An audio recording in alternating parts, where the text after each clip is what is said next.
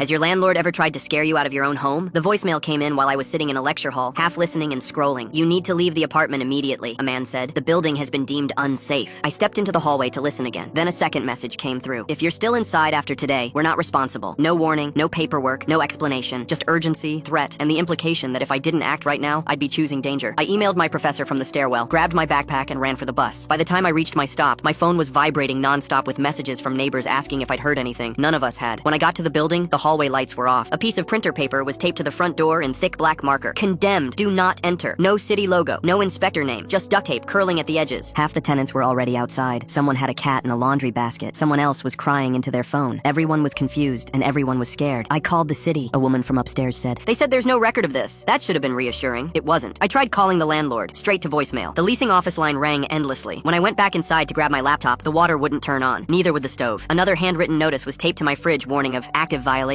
That night, a private dumpster appeared out front, not city issued. The next morning, a contractor started hauling furniture out of vacant units. Entire lives tossed in without warning. When someone protested, they were told the building was unsafe, and they were lucky to be getting anything out at all. Finally, the landlord called me back. You don't want to be liable if something collapses, he said calmly. So, where's the inspection report? I asked. You'll get it once things settle, he replied, then hung up. That's when panic turned into suspicion. I started documenting everything. Photos of signs, videos of the contractor, screenshots of texts. A neighbor found emails buried in spam saying utilities were temporarily disconnected at owner request. Another tenant remembered overhearing the landlord on the phone weeks earlier talking about a closing date. On day 3, one neighbor refused to leave. She called 311 over and over until a real city inspector finally showed up. He walked the building slowly, checked the basement, took notes, then came back outside and said, "This building is not condemned." No one spoke. He pointed at the signs. "These are fake." Within hours, the inspector's supervisor arrived, then someone from housing enforcement, then police. The landlord showed up furious, yelling that we were trespassing and needed to leave immediately. The city didn't argue. Emails were pulled, text messages subpoenaed. A contractor admitted he was paid to shut off utilities to encourage vacancy. The landlord had already signed a conditional agreement to sell the building, contingent on it being empty within 30 days. We were the obstacle. The housing authority cited him on the spot for illegal eviction, fraud, and harassment. The sale was frozen. His accounts flagged pending investigation. In front of every tenant he'd tried to scare, an officer told him to step back while we were escorted back inside. He screamed that we'd regret this. The inspector looked at him and said, "No, you will." In the weeks that followed, we moved back in slowly. When the city seized the property, we were offered the chance to buy it together, and we did. Months later, I learned the buyer walked away long before the investigation ended, and the building was never worth enough to justify what our landlord tried to do.